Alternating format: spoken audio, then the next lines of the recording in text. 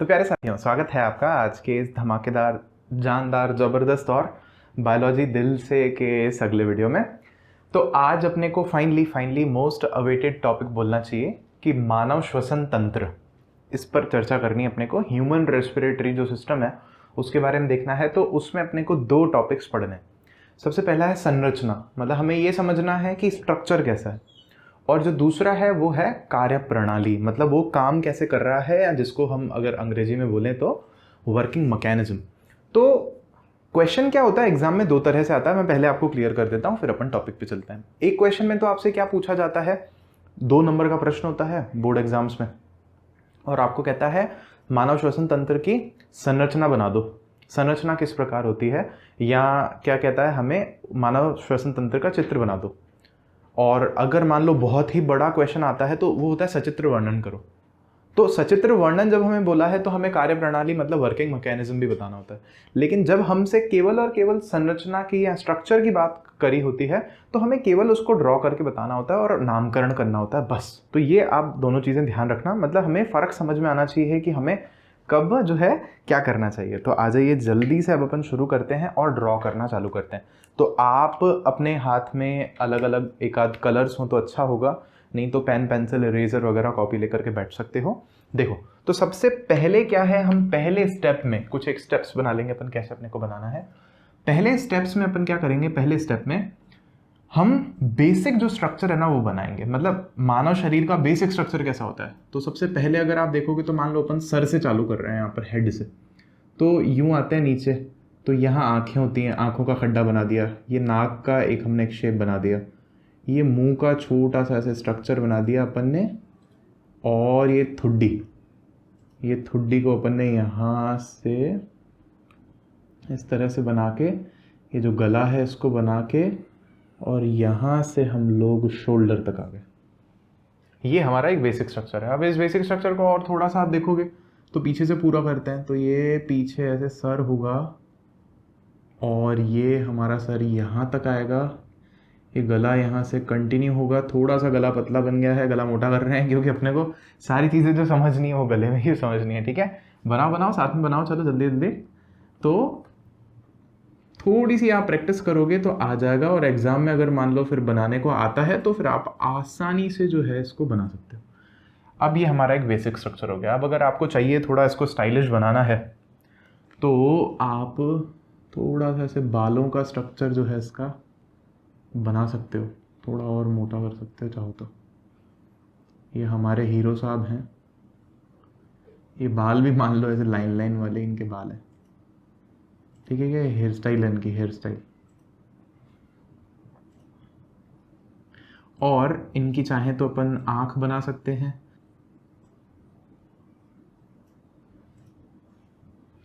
और नाक तो है ही इनकी, और मुंह है ही। अब हमें क्या करना है, कान वान वैसे बनाना था क्या अपने को, थोड़ा सा ये जो है इसको आप यूं बना सकते हो। वैसे मैं आपको एग्जाम में बिल्कुल भी ये कारस्तानी करने के लिए अलाउ नहीं करूंगा, मतलब आप तो सीधा अपने काम की चीज़ बनाना। मेरे को बस मज़ा आता है ऐसे ड्राइंग करने में, तो मैं करता रहता हूँ। अब देखो अपने को क्या करना है, दोनों पाइप बनाने। अपन सबको पता है कि अपन नाक से जो सांस ले वो भी अंदर ही जा रही है, और कभी कभी हम मुंह से भी ले लेते हैं तो वो भी एक ही जगह पे जा रही है। तो इसका मतलब दोनों पाइप जो है वो जुड़े हुए हैं, ये बात तो क्लियर है। तो एक पाइप कहीं ना कहीं हमारा जो है यहाँ से जा रहा है, और जो इसको अगर हम पूरा करें तो हम देखेंगे कि ये यूं है, और एक पाइप जो है हमारा ये यहाँ से जाके यहाँ कहीं मिल जाते होंगे, तभी वो जो है वायु जो है वो एक ही जगह पे जा रही है। गॉट इट, ऐसे बना दिया अपन ने इसको। तो अब नाम दे देते हैं साथ साथ में, जो जो अपने को नाम देने हैं। तो सबसे पहले जो है हमारे पास यहाँ पे एक इंपॉर्टेंट चीज़, वो है हमारी नाक। क्योंकि हम जो श्वसन मान करके चल रहे हैं वो सारा का सारा कहाँ से हो रहा है, नाक से। और नाक को इंग्लिश में हम लोग कहते हैं, आप सबको बहुत अच्छे से पता है, नोज। फिर नोज में क्या है हमारे पास में, ये 2 नाक के छेद है। तो आपने वो विराट कोहली वाला ऐड आता है वो विक्स का, इनहेलर का, तो वहाँ वो एक वर्ड यूज़ करते हैं, वो वर्ड क्या है, नोस्ट्रिल्स। तो ये जो नाक का ये जो द्वार है, या ये जो अंदर एक एक रास्ता है, इसको हम लोग बोलते हैं नोस्ट्रिल। तो मैं यहाँ लिख रहा हूँ इस चीज़ को, ये है हमारा नासा द्वार, और ये चीज़ क्या है, नोज स्ट्रिल्स, नोस्ट्रिल। इसको इंग्लिश में बोल रहे हैं। इंग्लिश में बताने का वही पर्पस है कि आपको जो है टर्म्स पता चल जाए ना, जब भी ज़रूरत पड़े अगर मान लो। और उसके अलावा ये है हमारे पास यहाँ पर मुख गुहा, ये हमारी किताब के ही वर्ड्स हैं सारे के सारे, मुख गुहा। इसको हम लोग इंग्लिश में बकल कैविटी कह सकते हैं, ब्यूकल कैविटी। इसको छोड़ भी दे तो अभी, क्योंकि हमारा मेन जो है फोकस ये मुख गुहा नहीं है, ये अंदर की चीज़ें हैं बाकी। तो ये दोनों हमने लिख दी, अंदर पहुंच चुके हैं अब हम लोग। अब हम अगले हिस्से का नाम दे रहे हैं, और वो जो अगला हिस्सा है वो है साथियों हमारा यहाँ पे, मतलब मैं कहूँगा ये वाला हिस्सा। इसको हमारी किताब में हमने नाम दिया है, इसका नाम दिया है हमने ग्रसनी। क्या नाम दिया है? ग्रसनी। और इसको इंग्लिश में हम लोग बोलते हैं फेरिंक्स। खतरनाक खतरनाक नाम है ग्रसनी, इंग्लिश में हम लोग बोलते हैं फेरिंक्स। डरना बिल्कुल भी मत, है बहुत सरल, मैं आपको एक एक बात समझाऊंगा इसकी। फिर इसके बाद हमें एक और स्ट्रक्चर है हमारे उसी जगह पे, इसके जस्ट नीचे, और ये कंठ के ऊपर, ये हमारे यहाँ पे कभी कभी एक वो ऐसे हड्डी जैसा महसूस होता है ना, एडम्स एप्पल जिसको कह रहे हैं अपन, तो यहीं पर इसके जस्ट नीचे कुछ इतना बड़ा, ऐसे थोड़ा बड़ा ही होता है, मतलब ये मान लो ऐसा कोई स्ट्रक्चर थोड़ा सा नीचे होगा, मतलब थोड़ा डिस्टेंस हो सकता है आगे पीछे हो जाए, लेकिन हाँ मैं आपको लगभग एग्जैक्ट लोकेशन बताने की कोशिश कर रहा हूँ। ये है हमारा बहुत ही इंटरेस्टिंग, बहुत इंपॉर्टेंट ऑर्गन है ये। इसको हम लोग बोलते हैं कंठ। कंठ, या इसका एक और नाम है हमारे पास, वो क्या है? स्वर यंत्र। स्वर यंत्र। आप नाम से समझ गए होंगे कि मतलब क्या है, इसका काम क्या होता होगा। और इसको इंग्लिश में हम लोग बोलते हैं लैरिंग्स। और लैरिंग्स को ही हम लोग सामान्य भाषा में क्या बोलते हैं? Voice box. मतलब हमारे जो भी आवाज आ रही है जरूर वो यहीं से आ रही है। आप क्या करो, अपना हाथ लो, यहां रखो, और फिर कुछ भी बोलने की कोशिश करो, ऐसे करके तो यहां आपको महसूस होगा ये एग्जैक्टली यहां पर लैरिंग्स, कंठ या स्वर यंत्र, इस जगह पे। और इसी से हमारी सारी की सारी वॉइस बन रही है। अब क्वेश्चन क्या बन जाता है, वो कैसे बन रही है, इसमें है क्या ऐसा जो आवाज बाहर आ रही है? तो उसमें हमारे वोकल कॉर्ड्स हैं, और वो कैसे वाइब्रेट कर रहे हैं, 1 मिनट में कितनी बार वाइब्रेट कर सकते हैं जब हम बोल रहे हैं, तो आप ढूंढ सकते हो ना अपने आप से। उसके बाद क्या है, हमारे पास मेन पाइप की बात हो रही है। अब ये जो मेन पाइप है ये हमारे शरीर में जा रहा है अंदर, तो मान लेते हैं यहां तक जा रहा है, और फिर ये डिवाइड होगा। तो अब इसका नाम क्या है? और नाम बनाने से भी पहले आप एक स्ट्रक्चर बनाओ इसके ऊपर, इस तरह से। वैसे देखा जाए तो ये यूं है, मैं बताता हूं आपको क्यों। अभी ये कार्टिलेजियस रिंग्स हैं, या रिंग ऑफ कार्टिलेज बोलते हैं इनको, या हिंदी में इनको हम लोग बोलते हैं उपास्थि वलय। अभी वो क्या चीज़ है उपास्थि वलय, मैं आपको वो भी बताता हूँ, पहले तो आप लिखो। तो ये जो लाल पाइप हमने जो अंदर बनाया था, ये लाल पाइप का क्या नाम है, सबसे पहले वो देख लेते हैं। मतलब पाइप जो है ना, ये रिंग नहीं, ऊपर वाली ग्रीन वाली नहीं कह रहा मैं, जो हमने पाइप बनाया है, तो इसका नाम है श्वास नली। क्या नाम है इसका? श्वास नली। और इसको हम लोग कहते हैं अंग्रेजी में, इसको हम लोग कहते हैं ट्रैकिया। और इस ट्रैकिया के ऊपर ही क्या होता है, बहुत ज़्यादा हमारी क्या लगी हुई होती हैं, ये जो हमने बनाई है ना रिंग्स, जो हमने बनाई है ग्रीन वाली, ये सारी रिंग्स। और इन रिंग्स के लिए हम लोग टर्म यूज़ कर रहे हैं, रिंग्स के लिए हम टर्म यूज़ कर रहे हैं रिंग्स ऑफ कार्टिलेज या उपास्थि वलय। ये यहां लिख रहे हैं इसको हम, ठीक है? उपास्थि वलय। वलय मतलब रिंग होता है। क्यों लगी हुई है, क्वेश्चन होना चाहिए दिमाग में, मैं बिल्कुल बताऊंगा आपको। और इंग्लिश में इनको हम बोल रहे हैं रिंग्स ऑफ कार्टिलेज। मैं एक बार फिर कह देता हूं आपको, हो सकता है कभी कभार मैं वीडियो बनाते वक्त एक आध कोई मात्रा गड़बड़ कर दूं या एक आध कुछ, तो आप प्लीज़ खुद से सही कर लिया करो, है ना? हो जाता है फिर वो, क्योंकि वो है ना कि वीडियो वापस पूरा एडिट नहीं हो सकता, मतलब वापस से पूरा नहीं रिकॉर्ड हो सकता उस छोटी मोटी गलती के लिए, इसलिए बस। तो यहाँ पे हम एक काम करते हैं, मैं पहले लंग्स बना देता हूँ, हमारे फुफ्फुस जो हैं वो बना देते हैं अपन। चल जाएगा, खैर इतना चल जाएगा, इतना तो टेढ़ा मेढ़ा चल ही जाएगा। अब उसके बाद क्या है हमारा, ये जो पाइप है ना, ये यहाँ डिवाइड हो जाता है 2 पाइप्स में, और ये जिन पाइप्स में डिवाइड हो रहा है वहाँ पर भी हमारे पास ये वाला स्ट्रक्चर तो है ही। मैं थोड़ा जल्दी बना रहा हूँ तो ऐसे ही बना रहा हूँ, बाकी वैसे बनाओगे तो ज़्यादा बेहतर लगता है, ऐसे करके। अब इनका हमने नाम क्या दिया है, इनका हमने नाम दिया है, इस पाइप का है जो हमने नाम दिया है श्वसनी। क्या नाम दिया साथियों? श्वसनी। मतलब कौन सा पाइप? एक तो ये वाला, और अगर आप देखोगे तो ये वाला भी, इन दोनों का नाम हमने दिया है श्वसनी। और इसको इंग्लिश में हम लोग कहते हैं ब्रोंकस या ब्रोंकाई। मतलब ब्रोंकाई है प्लूरल और ब्रोंकस है सिंगुलर, तो श्वसनी है हमारा सिंगुलर, तो इसको मैं बोल रहा हूं ब्रोंकस। अब ब्रोंकस जो है ये आगे जाकर के वापस से डिवाइड हो जाता है बहुत सारे पाइप्स में।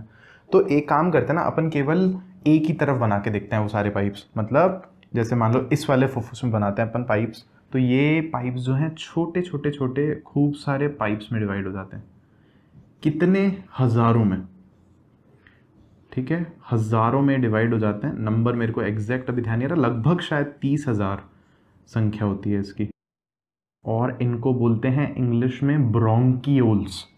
क्या बोलते हैं? ब्रोंकियोल्स। और हिंदी में बोलते हैं इनको हम लोग श्वसनिका, श्वसनिकाएं या श्वसनिका प्लूरल सिंगुलर। ठीक है, तो ये है हमारे ब्रोंकियोल्स, यहाँ लिख देते हैं अपन ब्रोंकियोल्स, और इनको हम हिंदी में बोल रहे हैं श्वसनिका। अब ये जो ब्रोंकियोल है फाइनली जाके एक गुब्बारे के जैसे स्ट्रक्चर में खुल जाते हैं। तो वो गुब्बारे के जैसे स्ट्रक्चर को अपन ग्रीन से बना लेते हैं, मान लो ऐसे ऐसे ऐसे ऐसे करके। और इनका जो चित्र है ये मैं आपको सारे जो हैं अलग से भी दिखा रहा हूँ, अच्छे अच्छे जो चित्र हैं ये। मैं इनको बोलता हूँ गुब्बारा नहीं, मैं तो बोलता हूँ अंगूर का गुच्छा। ठीक है क्या? अंगूर के गुच्छे हैं, बहुत सारे हैं, बहुत सारे हैं, अभी बताऊँगा मैं आपको कितने हैं। तो इनको हम कह रहे हैं, इनका नाम है एल्वियोलाई। क्या नाम है? एल्वियोलाई। एल्वियोलाई मतलब प्लूरल, एक से ज़्यादा, और एल्वियोलस अगर LUS लिखते हैं तो मतलब एक की बात हो रही है। और इनको हिंदी में हम लोग बोलते हैं, क्या बोलते हैं, क्या बोलते हैं साथी लोग? इनको अपन बोलते हैं कुपिका, कुपिका, कुपिकाएं। ठीक है, खूब सारी कुपिकाएं हैं हमारी यहाँ पर। और ये हमारा जो है नामकरण जो था, जिन चीज़ों के बारे में हमें समझना है वो इतनी है। एक आखिरी चीज़ और अच्छा हुआ याद आ गई, उसको बनाते हैं अपन यहाँ पे, और वो है यहाँ पे इस तरह से। और ये चीज़ क्या है हमारा? ये है हमारा डायफ्राम, इसको बोलते हैं डायफ्राम। यहाँ लिख देते हैं डायफ्राम। क्या काम है इसका वो भी देखेंगे अपन। तो यहाँ पर है नीचे, इसको हम लोग ब्लू में लिख देते हैं, अंग्रेजी में भी इसको डायफ्राम ही बोलते हैं। बस एक बात ध्यान देना, यहाँ पे जी भी होता है स्पेलिंग में, जो कि साइलेंट है। डायफ्राग्म, हल्का सा जी का ऐसे फीलिंग है इसमें, तो बोलते हैं। फिर उसके बाद अगर आप इसको पूरा करना चाहो ना चित्र को, तो इसको थोड़ा सा आप ऐसे पूरा कर सकते हो, कंधा वंधा बना करके। मैं एक बार जल्दी से कर देता हूँ, उस तरफ तो जगह करने की है नहीं अपने पास पूरा, तो यही मान लो बस जो है सो यही है। ठीक है, ये हाथ हैं व्यक्ति के और सब कुछ है। इस तरफ अपन ने बनाया नहीं है कुछ, और इस तरफ एक छोटी सी बात और, इसके ऊपर हमारी क्या होती है? रिब केज होती है। पसलियाँ जो होती है ना, इसके ऊपर होती हैं सारी की सारी ऐसे। एक वो जो पूरा इन्होंने स्ट्रक्चर बना रखा होता है, अब वो नहीं बनाओगे तो चलेगा, बाकी किताब में ऐसे ही कर रखा है। एक वाला जो लंग्स हैं उस पर रिब केज वगैरह बना के दिखा रखी है, और जो दूसरे वाले हैं उस पर हमें अंदर का जो मालपानी है फेफड़े का, फुफ्फुस का, वो बना करके बता रखा है। अब ना अपन समझ रहे हैं कार्य प्रणाली के बारे में। तो देखो, सबसे पहले अभी आपको बस क्या करना है, पूरा ध्यान पेंसिल पेन नीचे रख के, शार्पनर नीचे रख के यहाँ देना है, और सिर्फ समझना है, केवल और केवल समझना है, फील करना है। यही याद हो जाएगा सब कुछ। तो सबसे पहले क्या हुआ, जो वायु है वो नासा द्वार से जो है नाक से होती हुई अंदर जाती है। अब यहाँ एक प्रश्न होगा आपके दिमाग में कि सर हम तो मुंह से भी ले लेते हैं सांस, तो फिर आप केवल ऐसा क्यों कह रहे हो, या किताब केवल ऐसा क्यों कह रही है कि वायु जो है नासा द्वार से नाक से होकर के अंदर जाती है? तो उसके पीछे कारण ये है कि जो नाक है ना, इस नाक में कुछ एक चीजें हैं।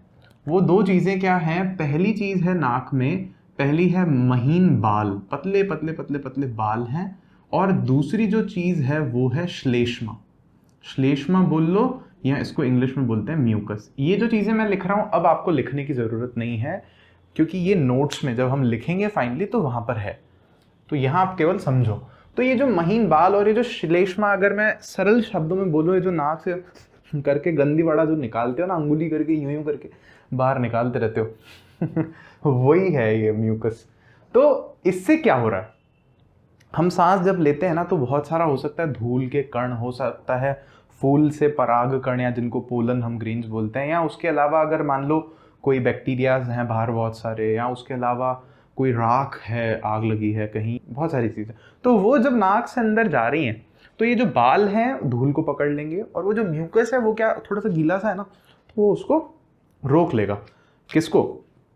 जो धूल वगैरह आ रही है, ताकि वो फिर अंदर ना जाए, हमारे अंदर सिस्टम को खराब नहीं करे। अब उसके बाद क्या है हमारे पास में, यहाँ पे नाक का समझ में आ गया आपको। यहाँ पे एक और चीज़ ये भी है समझने के लिए कि जिनकी नाक थोड़ी हमेशा गीली सी रहती है ना, उनको जुकाम होने की संभावना थोड़ी कम होती है। सूखी ज़्यादा होती है तो उनको जो इन्फेक्शन होते हैं नाक वाले, वो होने की संभावना थोड़ी सी ज़्यादा रहती है। ज़्यादा दिमाग मत लगाना इस पर, बस सुन लो। फिर आगे जा रहे हैं, तो जो हमारी वायु है, ऑक्सीजन है जो बाहर से, जो भी वायु कहना चाहिए हमें, क्योंकि हम जब अंदर ले रहे हैं सांस तो सारी गैसेज, मिट्टी विट्टी सब कुछ जा रहा है, केवल ऑक्सीजन नहीं जाती। तो मान लो ऑक्सीजन बाहर ज़्यादा है तो यहाँ से ये ऑक्सीजन अंदर चली गई। और हमने क्यों नाक बोला है अब आपको क्लियर हो जाना चाहिए। तो क्या ये अच्छी बात है कि हम मुंह से सांस लें? तो इसका आंसर है कि नहीं, ये अच्छी बात नहीं है। तो नाक से लेनी चाहिए सांस, इसीलिए नाक से लेनी चाहिए सांस। समझ में? सांस गई अंदर, अंदर गई। तो अब यहाँ पर हम आके अटके पहली चीज पर। पहली चीज क्या है? हमारी ग्रसनी है, जिसको हम लोग बोल रहे हैं फेरिंग्स। क्या चीज है, क्या काम आती है भाई? तो ग्रसनी जो है, जो फेरिंग्स है, ये एक कॉमन पाथवे है, या यूं समझो कॉमन रास्ता है। कॉमन रास्ता है कहने का क्या मतलब है? हम खाना खा रहे हैं तो एक पाइप खाना खाने वाला भी होना चाहिए ना फिर? बिल्कुल है। तो वो जो खाना खाने वाला पाइप है ना, असल में वो है इसके पीछे की तरफ। अब मैं इस डायग्राम में ही जो है एडिटिंग्स कर रहा हूं, तो यहां पर जो है दरअसल हमारे पास ये पाइप इस तरह से खत्म नहीं हो रहा है। यहां पर हमारे पास में एक और पाइप है, और ये जो पाइप है ये असल में कहाँ जा रहा है? ये खाने वाला पाइप है, भोजन वाला पाइप है। ये हमारे पेट तक पहुंच रहा है, आमाशय तक, जो कि हमने पिछले वीडियो में समझा था। और इसका जो है मैं आपको फोटो भी दिखा रहा हूँ, फोटो देखोगे तो आपको अच्छे से समझ में आएगा। ये मेरे पास में एक बहुत ही सुंदर यहाँ पर बुक है, इस बुक का नाम है ऐसे ह्यूमन बायोलॉजी। तो ये जो मैं फोटो आपको दिखा रहा हूँ, ये इसमें से दिखा रहा हूँ। आप उस फोटो में ये समझो कि हमारे पास दोनों पाइप हैं, और आगे जो पाइप है ना, आगे ये इधर, ये है हमारा सांस वाला पाइप। इसकी जो पीछे वाला पाइप है, ये है हमारा खाना खाने वाला पाइप। तो यहां मैं आपको कहना चाह रहा हूं, जो खाना खाने वाला पाइप है ना, वो पीछे है इधर, इस पाइप के। समझ आई बात? और ये खाना जो है नीचे लेकर के जा रहा है।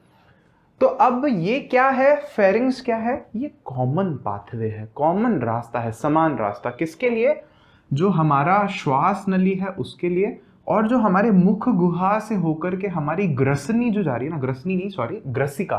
ग्रसनी तो ये खुद है, इसको हम लोग क्या बोलते हैं? ग्रसिका बोलते हैं। इस वाले पाइप को हम लोग, जो खाना खाने वाला है, इसको ग्रसिका बोलते हैं, या इसको हम लोग फूड पाइप बोलते हैं।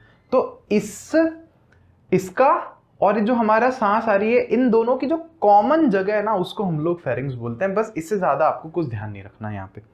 फिर उसके बाद क्या है हमारे पास में? है अगली चीज जो है लैरिंग्स। और ये यहाँ पर है जो मैंने महसूस करवाई थी आपको, लैरिंग्स या वॉइस बॉक्स या कंठ या स्वर यंत्र। तो इसमें दरअसल क्या है? हमारे वोकल कॉर्ड्स हैं। वोकल कॉर्ड्स कैसे हैं? इस तरह से, इस तरह से दो फ्लैप्स हैं। मैं आपको जरूर बोलूंगा, प्लीज यूट्यूब पे सर्च करो कि लैरिंग्स के अंदर जो है वॉइस बॉक्स में हमारे वोकल कॉर्ड्स कैसे काम करते हैं। ये ना ऐसे कंपन करते हैं बीच में से, ऐसे वाइब्रेट करते हैं, और वाइब्रेट करते हैं, अलग अलग जब वाइब्रेट करते हैं तो अलग अलग तरह की आवाज़ निकलती है हमारे गले में से। और वो समझना क्यों, आवाज़ जब हम बोल रहे हैं तो सांस आती है ना, तो वो सांस जैसे बांसुरी में आप फूंक मारते हो तो वो फूंक ही तो वाइब्रेट करती है, वहाँ पे अलग अलग स्वर निकलते हैं फिर उसमें से। तो सिमिलरली आ तो सांस ही रही है, सांस के ही जब वो उसमें से निकल रही है, इनमें से वोकल कॉर्ड में से, इसमें से लैरिंग्स में से, तो वो अलग अलग वाइब्रेशन कर रही है, तो अलग अलग आवाज़ आ रही है। मतलब बोलने के लिए हमें श्वास की आवश्यकता है, बिना सांस बाहर निकाले तो हम बोल ही नहीं सकते। Got it? तो ये है हमारा लैरिंग्स या स्वर यंत्र। क्लियर हो गया लैरिंग्स क्या है? बस इतना ही आपको ध्यान रखना है, स्वर यंत्र है, इसी से हमारा जो है वॉइस जो है, आवाज़ जो है बाहर निकलती है। देन उसके बाद है हमारे पास में वायु फेरिंग्स से होके, लैरिंग्स से होकर के कहाँ एंटर करती है? ट्रैकिया में। ट्रैकिया क्या है? हमारी श्वास नली। ये आपको स्ट्रक्चर याद रखना है सीक्वेंस में। श्वास नली में चली गई, ठीक है। अब श्वास नली जो है एक पाइप है, वेरी सिंपल। आपसे पूछे श्वास नली क्या है, ऐसा प्रश्न पूछते हैं एग्जाम में, फिर बच्चे बोलते सर ये तो पढ़ा है ही नहीं आपने, क्या लिखेंगे? श्वास नली पाइप ऐसा लिखेंगे? नहीं, थोड़ा दिमाग लगाओ। क्या लिखोगे? श्वास नली एक क्या है हमारे पास? ट्यूब जैसा स्ट्रक्चर है। ट्यूब को आप क्या बोलोगे? नलिका नुमा स्ट्रक्चर है हमारे पास में, जो कि क्या करता है? कंठ को, जो कि क्या करता है? हमारे कंठ को जोड़ता है। किससे जोड़ता है? हमारे यहाँ ये जो दो पाइप हैं, और ये दोनों पाइप कौन से हैं? इनका नाम हमने यहाँ पर दिया है श्वसनी। मतलब श्वास नली जो है आगे चल के दो पाइप में डिवाइड हो जाती है। एक हमारे बाएं फुफ्फुस में, बाएं फेफड़े में, बाएं लंग में जाता है, और जो दूसरा है हमारे राइट लंग में जाता है। ये क्लियर हुई आपको ये बात? तो ये डिवाइड हो जाता है यहाँ पे, वेरी क्लियर। अब इन दोनों को कनेक्ट करने वाला मैंने आपको बता दिया श्वास नली है, ट्रैकिया है। अब इसमें एक खास चीज क्या है हमारे पास? है उपास्थि वलय या रिंग्स ऑफ कार्टिलेज। अब अगर आपने थोड़ा सा 9th में ध्यान से पढ़ा हो तो हमारे 9th की जो NCERT है वहां पर हमें फर्क पढ़ाया जाता है किसमें? हड्डी में, बोन में और कार्टिलेज में। कार्टिलेज क्या है? हमारी वलय है ना, सॉरी वलय क्या, उपास्थि हड्डी में और उपास्थि में हमें फर्क पढ़ाया जाता है, यहाँ कार्टिलेज में और बोन में। तो कार्टिलेज बस आप ध्यान रखो थोड़ी सॉफ्ट होती है, हड्डी जैसा ही कुछ है लेकिन थोड़ा सॉफ्ट है। जैसे देखो मुड़ रहा है ना, या देखो नाक में ये मुड़ पा रहा है, लेकिन मान लो हाथ की ये हड्डी को मोड़ के दिखा दे कोई, ऐसे टूट जाएगी। वो टूटेगी तो क्या, मजबूत है बहुत ज्यादा, नहीं मुड़ती। तो उपास्थि वलय क्या है? थोड़ी सी फ्लेक्सिबल होती है।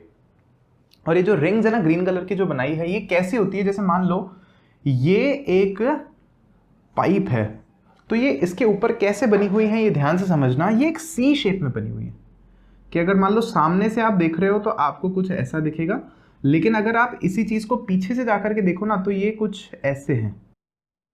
Got it? मतलब ये पूरे बंद नहीं है, ये सी शेप। मतलब इन्होंने क्या कर रखा है, मान लो ये पाइप है, इस पाइप को यूं पकड़ा हुआ है, यूं।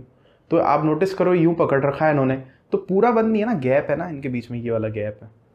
तो ये चिपकी हुई है बाहर से। क्यों चिपकी हुई है? क्योंकि सिंपल पाइप है। जैसे मान लो आप क्या करो, बोतल लो, खाली बोतल लो, उसमें से पूरी हवा खींच लो, क्या होगा? पिचक जाएगी। तो अगर मान लो मैं सामने खड़ा हूं आपके और मैंने पूरी हवा निकाल दी, वैसे ऐसा होता नहीं है, पूरी निकलती नहीं, लेकिन मान लो एक बार के लिए कि पूरी हवा बाहर आ गई। अब ये जो हमारी श्वास नली है इसमें हवा ही नहीं है, ट्रैकिया में, तो क्या होना चाहिए? जैसे बोतल में हवा नहीं होती तो बोतल पिचक जाती है, तो फिर ये जो श्वास नली है ये पिचक जानी चाहिए ना मेरे दोस्त। पिचकी क्या? नहीं पिचकी। पिचक जाती तो हम कब के इस संसार से स्वर्ग सिधार चुके होते। तो पिचकी नहीं, तो वो नहीं पिचक रही है किसके कारण? उपास्थि वलय के कारण। तो उपास्थि वलय जो है, ये जो हमारी रिंग्स ऑफ कार्टिलेज हैं, ये क्या करती हैं? इसको, हमारे जो पाइप है इसको पिचकने से बचाती हैं, या कलेप्स होने से बचाती हैं। सरल भाषा में एकदम इसको पकड़ के रखती हैं बाहर से एकदम कड़क, की पिचकना नहीं है भाई, इतनी सी बात। फिर उसके बाद हम चल रहे हैं दोनों फेफड़ों वाली नलकियों पर, और जो आगे डिवाइड हुई है इसको हम लोग इंग्लिश में कहते हैं ब्रोंकस। ये है हमारा लेफ्ट ब्रोंकस, ये है राइट ब्रोंकस, या हिंदी में कहें तो श्वसनी। तो ये बाईं श्वसनी, ये दाईं श्वसनी। क्लियर?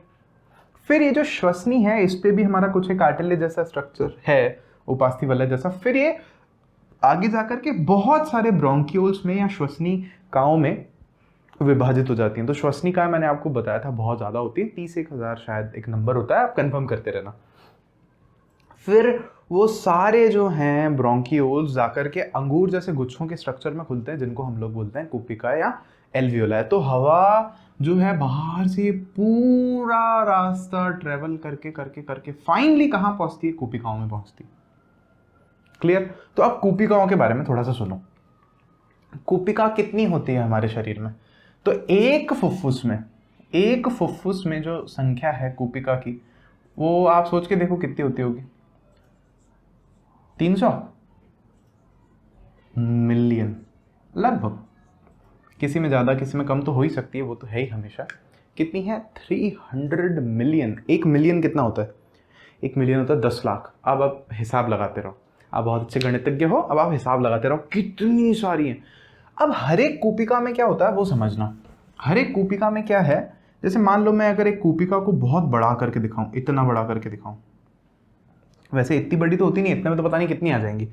तो इसमें क्या है, खूब सारी हमारी क्या आ रही हैं, हमारी यहाँ पर आर्टरीज और वीन्स, या यूँ कह लो आर्टरीज वीन्स नहीं, कैपिलरीज बोलते हैं हम इनको, कैपिलरीज या केशिकाएं बोलते हैं। मतलब आप तो अभी ये समझो, खून ले जाने वाली जो नलकियां हैं, लाने ले जाने वाली, वो आ रही हैं बहुत ज़्यादा, या अंदर नहीं आ रही हैं, वो आप यूँ समझो बाहर से, इसके ऊपर से मैं बताना चाह रहा था आपको कि मतलब ये बॉल है ना, इसके ऊपर से निकल रही है। तो वो आप ऐसे मत समझो, वो उसको आप 2D में समझो।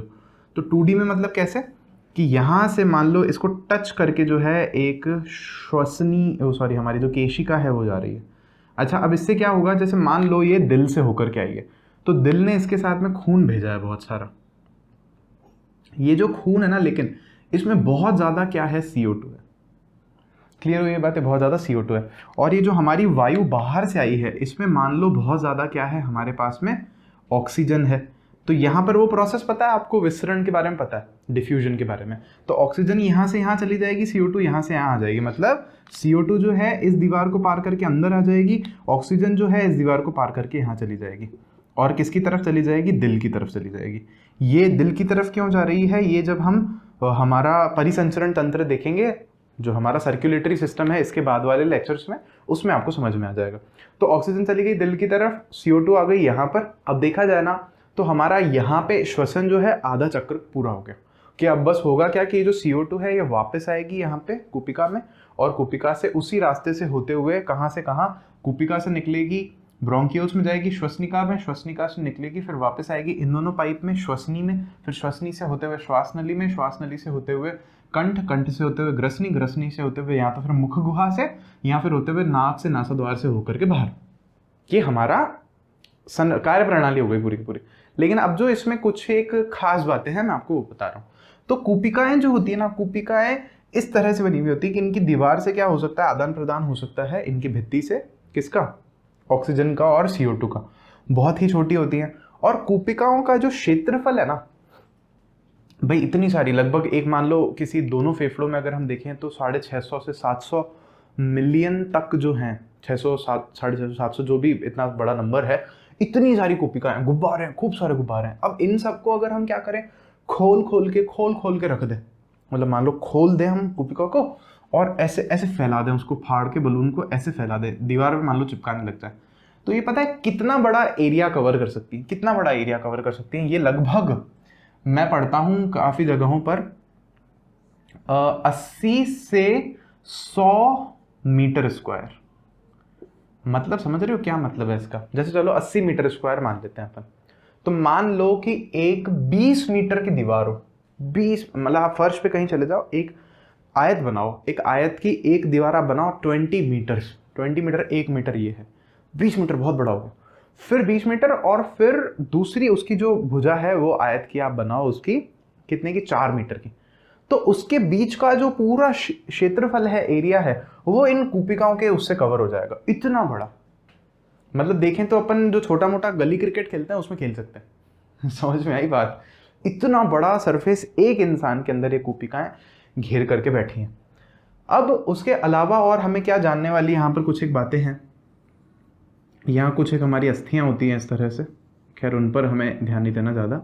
मैं आपको कुछ एक अब इंटरेस्टिंग बातें बता रहा हूँ। किताब में तो खैर इतना बता देते हैं तो बहुत ही है, लेकिन हम कुछ और समझ रहे हैं। एक छोटी सी चीज़ हमें किताब में क्या दे रखी है यहाँ पे, कि जो ऑक्सीजन और CO2 है, हमारे दो ही चीज़ों का एक्सचेंज चल रहा है बॉडी में, ऑक्सीजन और CO2। तो जो CO2 है ना, ये जल में विलेय है, CO2 पानी में घुल जाती है, इसीलिए हम जो बाहर कोल्ड ड्रिंक वगैरह पीते हैं उनमें ये होती है ना, कार्बोनेटेड ड्रिंक्स होती हैं, वो तो घुल जाती है। तो हमारे शरीर में जब फेफड़ों से बाहर की तरफ या पूरे खून में से CO2 आती है ना वापस, तो वो खून में जो पानी है उसमें घुल करके आती है। और आगे अच्छे, लेकिन जो ऑक्सीजन है ना वो पानी में घुलती नहीं, ज़्यादा दोस्ती अच्छी नहीं है ऑक्सीजन की पानी से। तो फिर इस केस में हमारे शरीर में ऑक्सीजन कैसे पहुंचेगी पूरे शरीर में? तो उसके लिए क्या हमारे शरीर ने हल निकाल रखा है, हमारे शरीर के पास एक श्वसन वर्णक है हमारे शरीर में। श्वसन वर्णक को हम लोग इंग्लिश में बोलते हैं रेस्पिरेटरी पिगमेंट। जगह तो दिख नहीं रही है यहाँ पे मेरे को, मैं यहाँ लिख रहा हूँ, क्या बोलते हैं इसको, रेस्पिरेटरी पिगमेंट या श्वसन वर्णक। पिगमेंट तो जहाँ भी आया आप ध्यान ही देना कि वहाँ पे वर्णक ही आता है। तो ये क्या है, श्वसन वर्णक। तो ये श्वसन वर्णक क्या करता है, इसकी बहुत अच्छी दोस्ती होती है किससे, ऑक्सीजन से, ऑक्सीजन को ले लेता है। तो जैसे ही ऑक्सीजन घूम फिर के कूपिका तक आती है, कूपिका से जैसे यहाँ आ रही होती है, तो ये श्वसन वर्णक जो है इसको कहता है मेरे ऊपर चिपक जाओ। एक ही ये श्वसन वर्णक 3-3 4-4 ऑक्सीजन को लेकर के आगे चल जाता है, चिपक जाती है इस पे ऑक्सीजन।